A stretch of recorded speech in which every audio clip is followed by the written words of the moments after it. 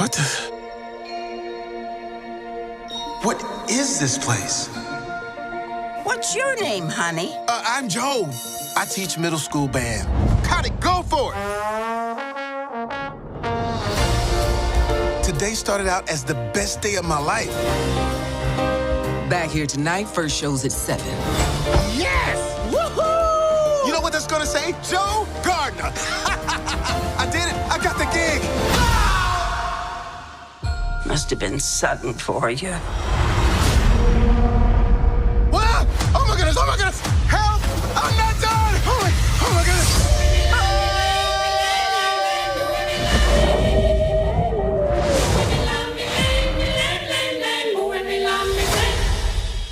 Huh? Is this heaven? No, it's the great before. This is where new souls get their personalities, quirks, and interests before they go to Earth. Meet 22. I don't want to go to Earth. Stop fighting this. I don't want to. Hey, look, I already know everything about Earth, and I don't want anything to do with it. You're missing out on the joys of life, like pizza. I can't smell. We can't taste either? All that stuff is in your body. No smell, no taste. Or touch. See? Okay, I get it. Wow, it's my life. Is all this living really worth dying for? You're still alive? Can you help me get back? No way! There I am. What are we waiting for? Wait, not me!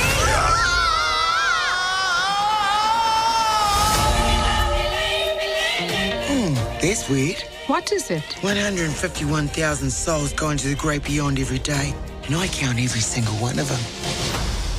The count's off. Huh.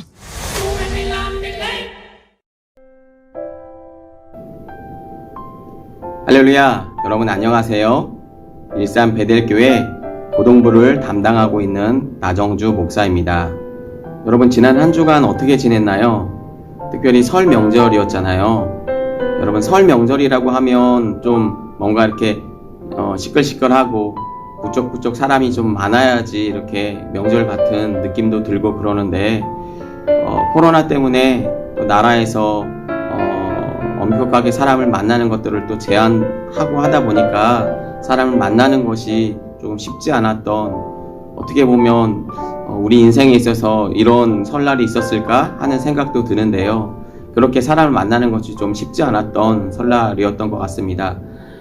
여러분 코로나 때문에 또 집에만 있지는 않았는지 그런 생각이 드는데 여러분 하루빨리 코로나가 종식되길 위해서도 우리가 기도해야 되겠고요. 더불어서 우리가 하루빨리 현장 예배가 이렇게 개시가 되어져서 하루빨리 여러분들을 만나고 현장에서 예배하는 날이 속히 올 수 있도록 더불어서 같이 기도해 주셨으면 좋겠습니다.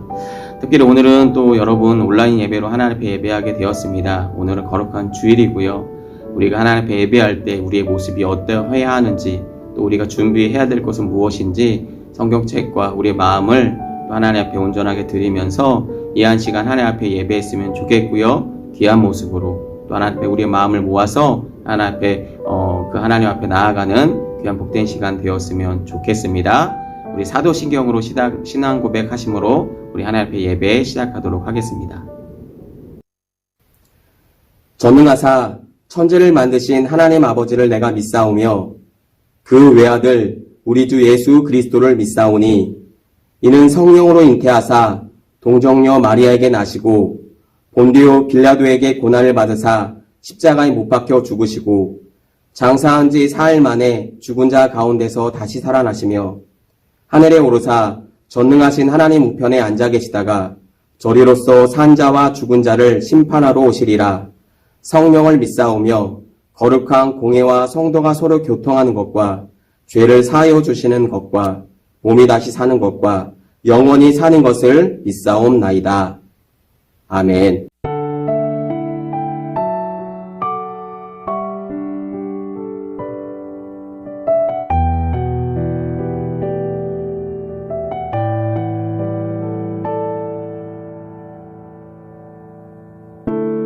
당신은 하나님의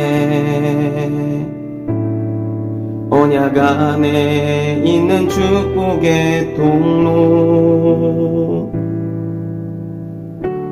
당신을 통하여서 열방이 주께 돌아오게 되리. 당신은 하나님의 언약 안에 있는 축복의 통로. 당신을 통하여서 열방이 주께 예배하게 되리. 당신은 하나님의 언약 안에 있는 축복의 통로. 당신을 통하여서 열방이 주께 돌아오게 되리. 당신은 하나님의 언약 안에 있는 축복의 통로. 당신을 통하여서 열방이 주께 예배하게 되리. 우리는 하나님의 언약 안에 있는 축복의 통로. 우리를 통하여서 열방이 주께 돌아오게 되리. 우리는 하나님의 언약 안에 있는 축복의 통로. 우리를 통하여서 열방이 주께 예배하게 되리. 주께 예배하게 되리.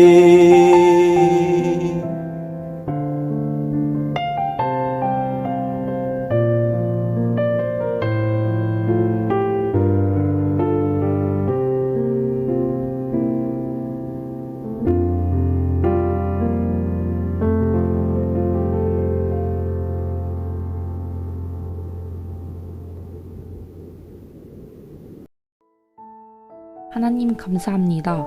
저희들 코로나 때문에 온라인으로 예배를 드리지만 예배를 사모하는 마음 가지고 이곳에 모였습니다. 이 시간 저희들 목사님 말씀에 집중하고 그 말씀대로 살 수 있도록 인도해 주세요.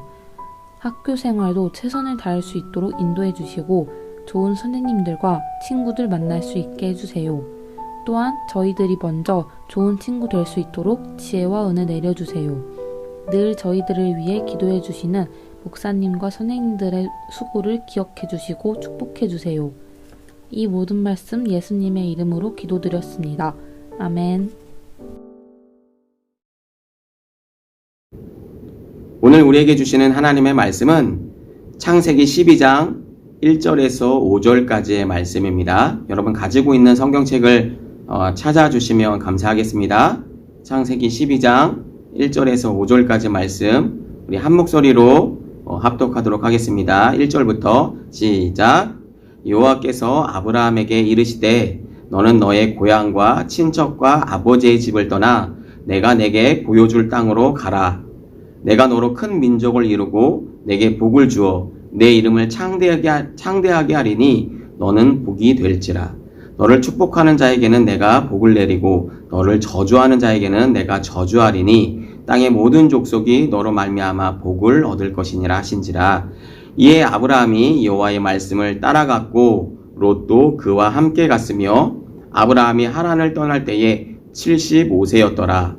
아브라함이 그의 아내 사레와 조카 롯과 하란에서 모은 모든 소유와 얻은 사람들을 이끌고 가나안 땅으로 가려고 떠나서 마침내 가나안 땅에 들어갔더라. 아멘. 오늘은 창세기 12장의 말씀을 중심으로 축복의 통로라는 제목을 가지고 여러분과 말씀을 나누고자 합니다. 특별히 오늘 본문에는 아브라함이라는 사람이 나오는데요. 여러분 한 번 정도는 들어봤을 법한 사람이죠. 오늘 이 아브라함을 통해서 하나님의 나라가 어떻게 성취되어 가는지 한번 우리가 살펴볼 텐데, 우리 지난주에는 바벨탑에 대해서 배웠죠. 죄 많고 정말 아무런 소망이 없는 이 시대 가운데 그럼에도 불구하고 하나님께서 하나님의 나라를 완성시켜 가기 위해서 또 하나님의 사람을 어떻게 세우시고 그 가운데 어떻게 역사하셔서 하나님의 나라를 이루어 가시는지 오늘 본문 말씀을 통해서, 특별히 이 말씀을 통해서 저희들의 인생 방향을 발견하고 또 거기에 소망을 두고 또 살아가시는 귀한 하나님의 메시지를 들을 수 있는 귀한 시간이 되었으면 좋겠습니다. 우리 먼저 말씀 듣기 전에 우리 오늘도 영상 하나 시청하고 시작하도록 하겠습니다.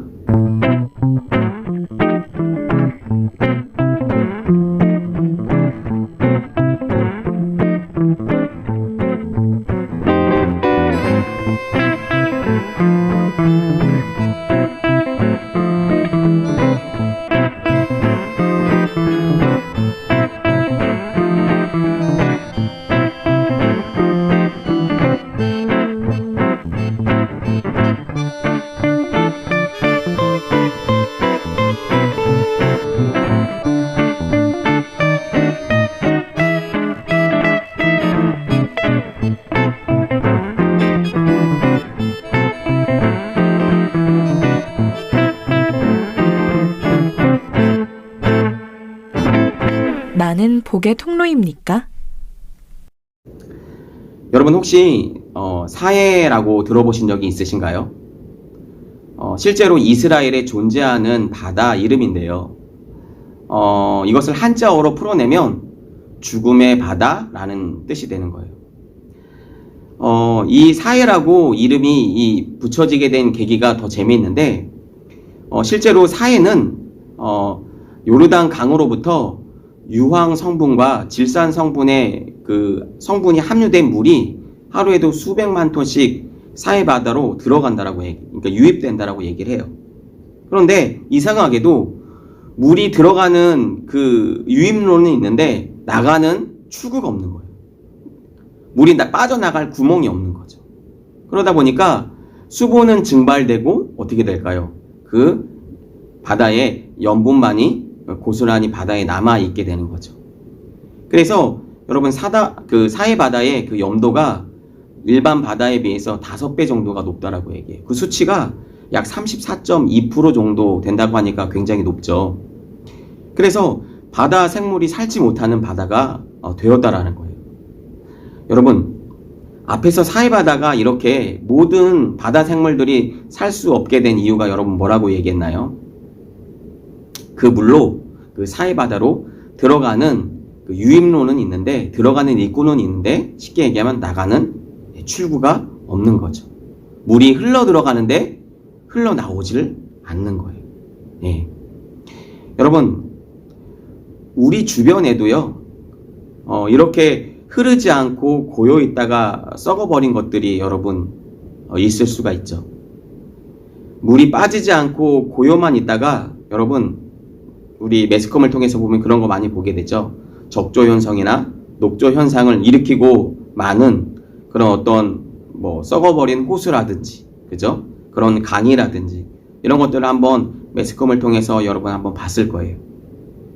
마치 사해 바다와 같이 고인 물이나 호수처럼 자기 안에 들어온 물이 다른 곳으로 흘려보내지 못했을 때 그 물은 어떻게 될까요? 예, 썩게 된다라고 말할 수 있는 거겠죠. 그런데 이렇게 흘려보내야 하는 것은 우리 물만이 아닌 것 같습니다.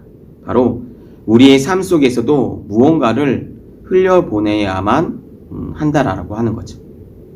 여러분, 우리 삶 속에서도 흘려보내야 하는 것이 있다라고 한다면 여러분 무엇일까요?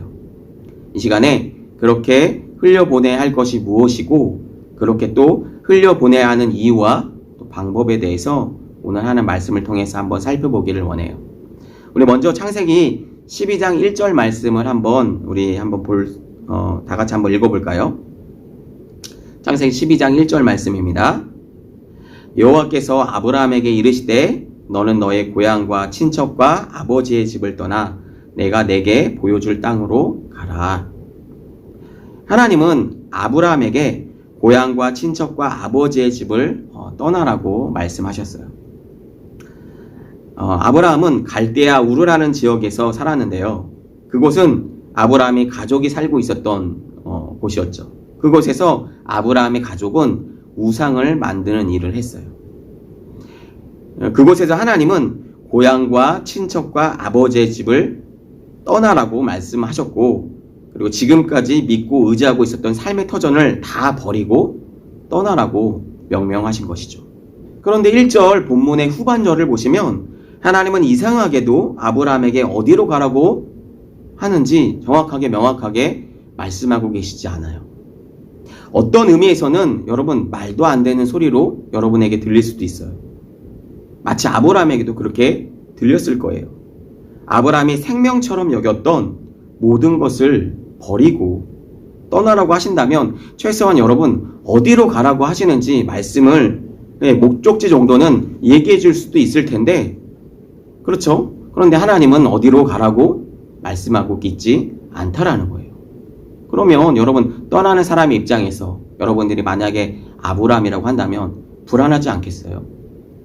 네, 목사님이라도 아마 불안했을 거예요.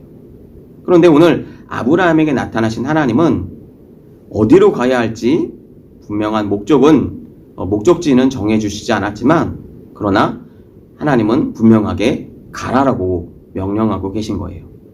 하나님 이렇게 하신 것은 하나님이 아브라함을 어디로 보내야 될지 하나님 자신조차도 여러분 잘 몰랐기 때문에 그랬을까요? 네. 그건 분명히 아닐 거예요. 그죠? 그 하나님은 아브라함을 향한 분명한 목적과 계획을 가지고 있었다라고 하는 것이죠. 우리가 그 전에도 그 하나님이 어떤 분이신지는 우리가 알 수 있잖아요. 그죠? 분명히 하나님의 다른 뜻이 있을 거야. 그런데 그 당시에 아브라함은 많이 두려웠을 것이라는 거죠. 자, 그렇다면 왜 목적지도 가르쳐 주시지 않은 채 무조건 떠나라고만 말씀하셨을까요? 하나님은 아브라함이 어떤 하나님의 명령에 갈 마음이 있는지, 실제로 그것을 행동에 옮길 만한 어떤 하나님 말씀에 준비가 되었는지를 먼저 확인하고 싶으셨어요.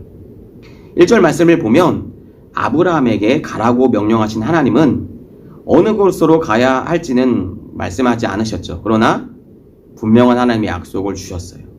우리 다 함께 창세기 12장 2절에서 3절 말씀을 한번 읽어보도록 하겠습니다.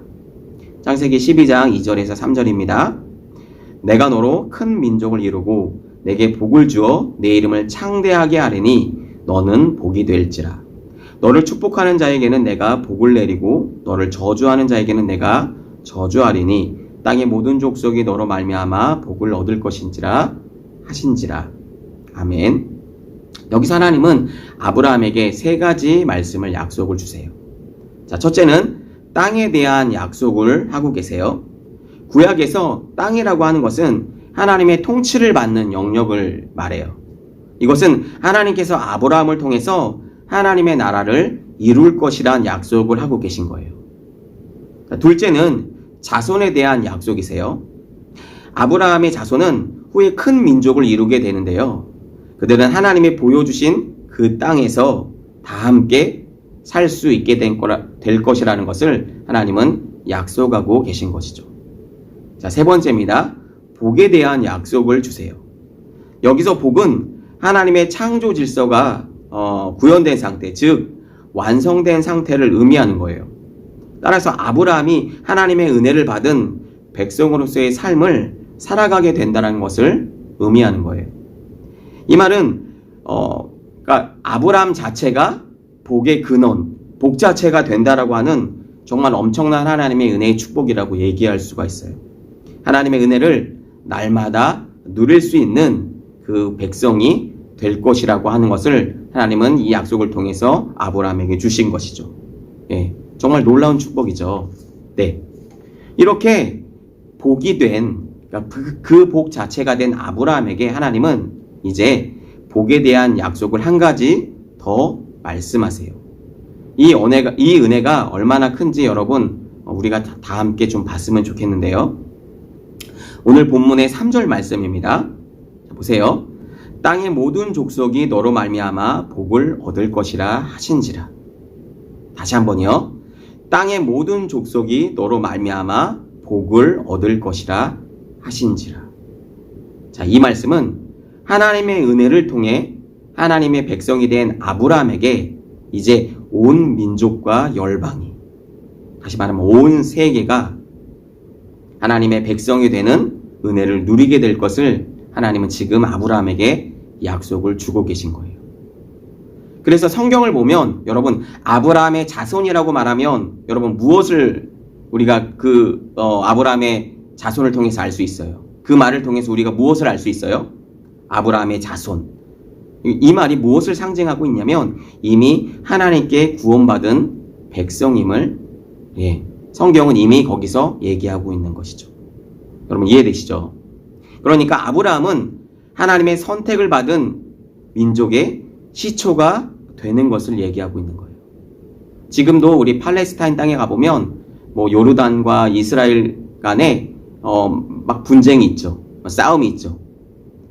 아브라함이 니네 민족의 시초인지 우리 민족의 시초인지를 가지고 막 서로 간에 싸움을 해요. 왜 그런 줄 아세요? 바로 이것 때문에 그런 거예요. 명확하지가 않기 때문에 서로 간에 막 이게 역사적인 근거를 가지고 막 싸우고 아니면 전쟁을 하면서 싸우고 있는데 어찌됐든요. 지금 이렇게 중요한 거예요. 아브라함의 시초가 누구인지. 그런데 오늘 분명하게 얘기하고 있죠. 믿는 자들의 하나님의 백성이 되는 그 시초에 대해서 지금 성경은 얘기해주고 있다라는 것입니다. 오늘 본문 말씀은 여기서 멈추지 않고 한 걸음 더 나아가서 이 복의 통로의 역할을 오늘 우리에게도 요구하고 있다라고 하는 거예요. 이것이 중요한 거죠. 아브라함이 복의 통로로서 이런 역할을 한 것처럼 오늘날 우리도 이 역할을 감당하며 살아가야 한다라고 하는 거죠. 바로 이 시대의 교회이고 예수님을 믿는 우리들이 그 일을 해야 한다라고 성경은 지금 얘기하고 있다라는 거예요. 자, 그러면 여기서 이런 질문을 해볼 수 있을 거예요. 어떻게 그 역할을 할 수가 있을까요? 자, 세상 사람들은 우리들의 삶을 통해서 저와 여러분, 그러니까 예수 믿고 있는 저와 여러분을 통해서 하나님을 보게 되어 있어요. 이 말은 우리가 하는 행동과 말을 통해서 그들에게는 하나님을 볼 수 있는 기회가 된다라고 말하고 있는 거예요. 마치 복을 먼저 받아서 하나님의 백성이 된 아브라함을 통해서 다른 민족들이 하나님의 나라의 백성이 될 수 있는 기회를 얻을 수 있는 것처럼 우리도 그 역할을 해야 함을 지금 성경을 통해서 우리에게 얘기하고 있다라고 하는 것이죠. 자, 그런데요, 많은 사람들이 이 복에 대해서 많이 오해를 하고 있는 것 같아요. 여러분, 복이라고 얘기하니까 우리나라 말의 성경으로 어떤 복이라고 얘기하니까 많은 사람들이 어떤 이 복에 대해서 오해를 하고 혼돈을 하는 것 같아요. 우리 얼마 전에 설날이었죠. 여러분, 우리 할머니 할아버지들을 만나서 또 아니면 친척 친지분들을 만나서 뭐 세배를 하고 세뱃돈을 받으셨는지 모르겠어요. 네.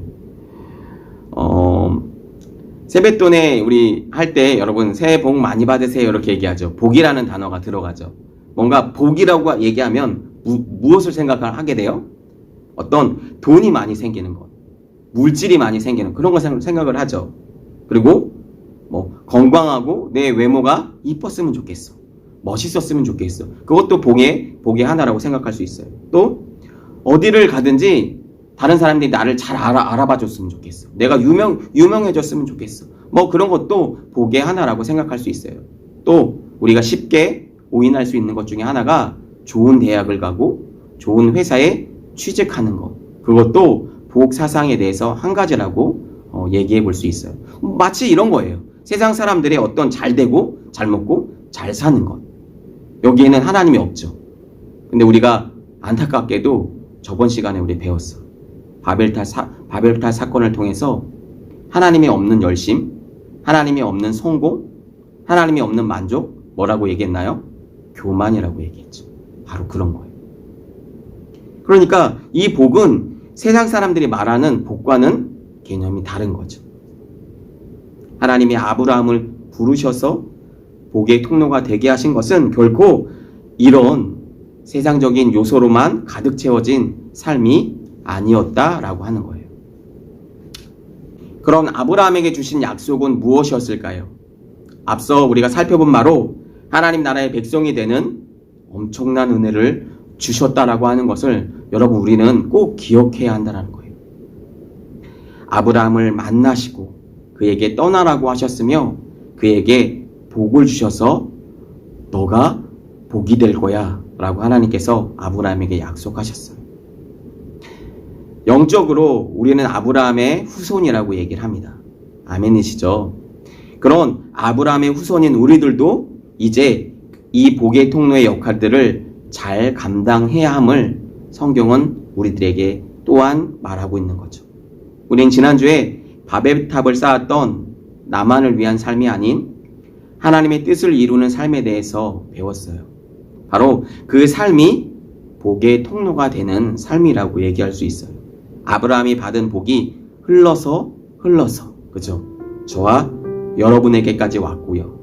또 저와 여러분을 통해서 그 누군가에게 이 복은, 이 생명은 계속해서 흘러가야 한다라고 하는 것이죠. 그것이 하나님께서 저와 여러분을 이 세상에 보내주신 목적이고 이유라고 성경은 얘기하고 있는 거예요. 물을 공급하는 수로를 한번 예를 들어볼까요?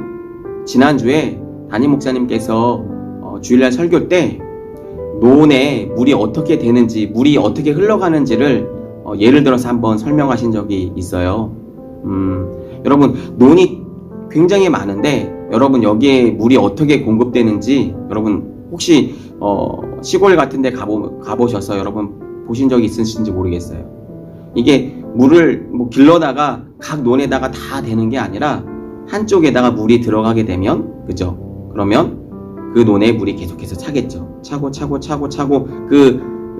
논에 물이 다 차게 되면 여러분 어떻게 될까요?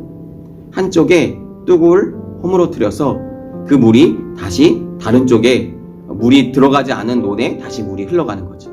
그렇죠? 물은 계속해서 처음에 들어갔던 그 논으로 계속 물이 들어가는 거예요. 그러면 다시 물이 흘러 들어가서 두 번째 논까지, 그렇죠?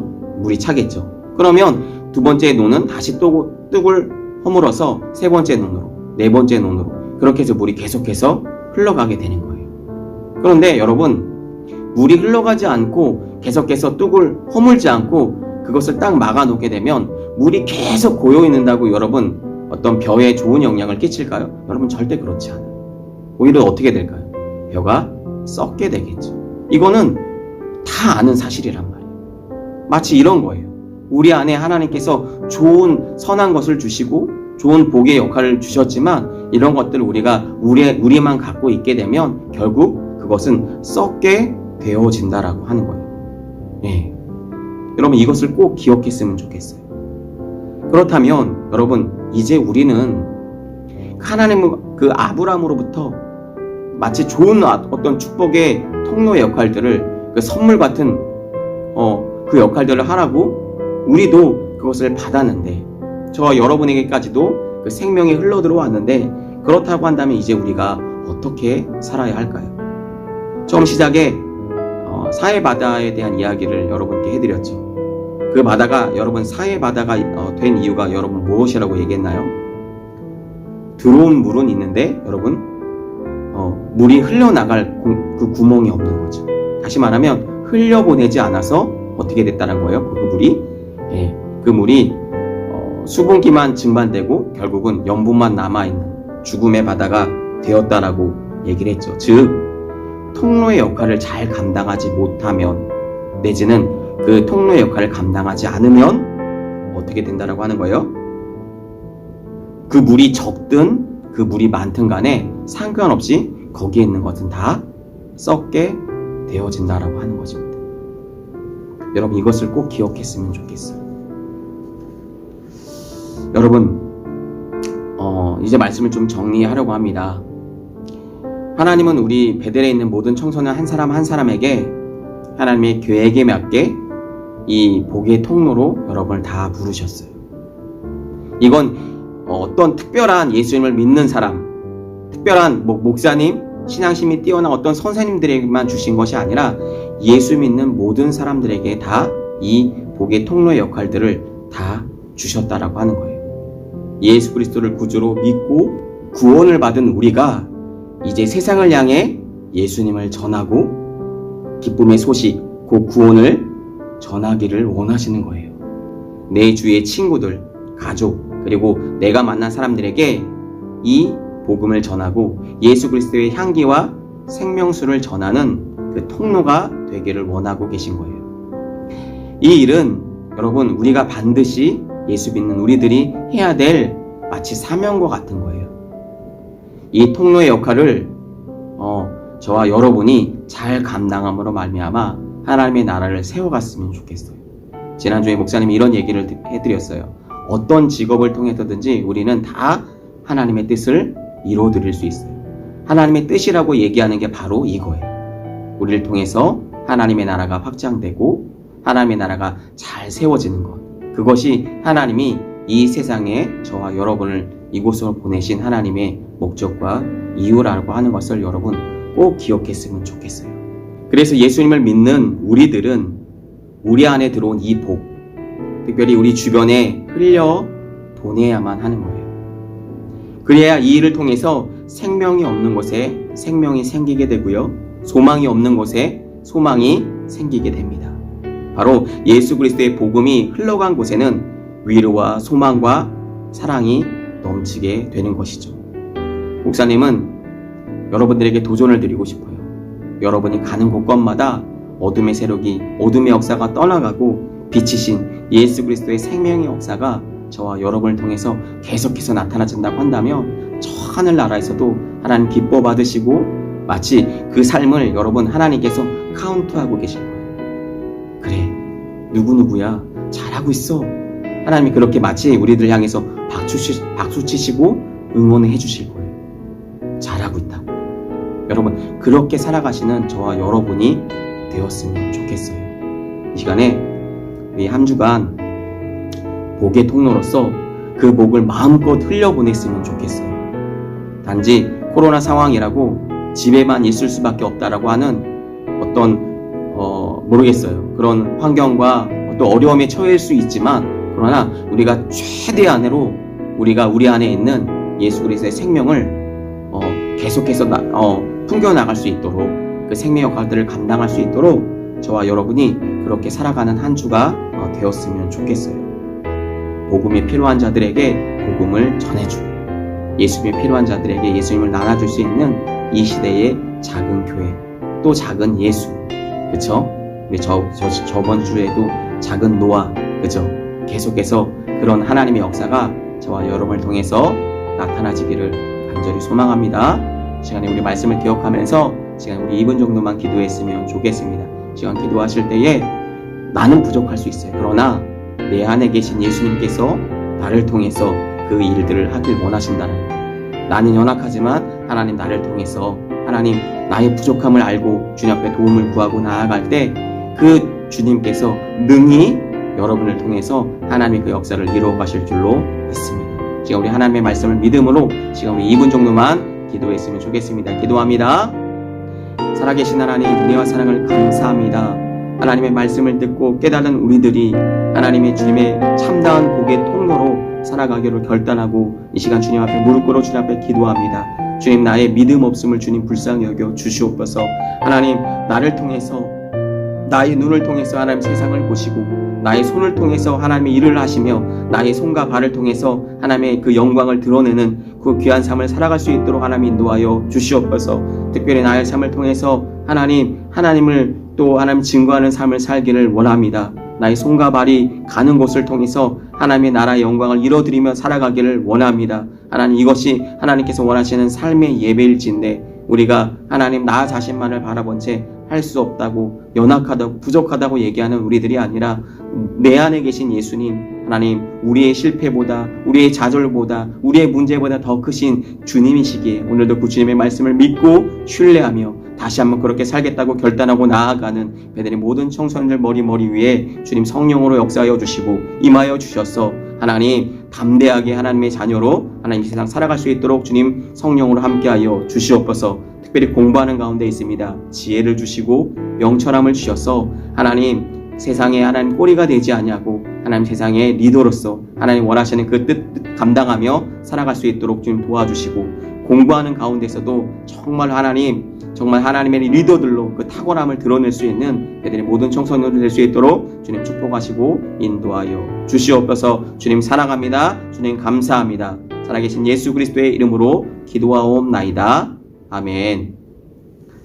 지금은 우리 주 예수 그리스도의 은혜와 하나님 아버지의 극진하신 사랑하심과 성령님의 감화 감동 내주인도 그 충만하심이 오늘 예배와 말씀을 통하여 하나님 다시 한번 하나님의 말씀을 통해서 그 복의 통로로, 하나님 그 생명의 통로로 내 안에 계신 예수 그리스도를 증거하며 살아가기로 결단하는 베델의 모든 청소년들 머리 위에와 그 가정과 그 학업 위에 이제로부터 영원토록 함께 계시기를 간절히 축원하옵나이다. 아멘.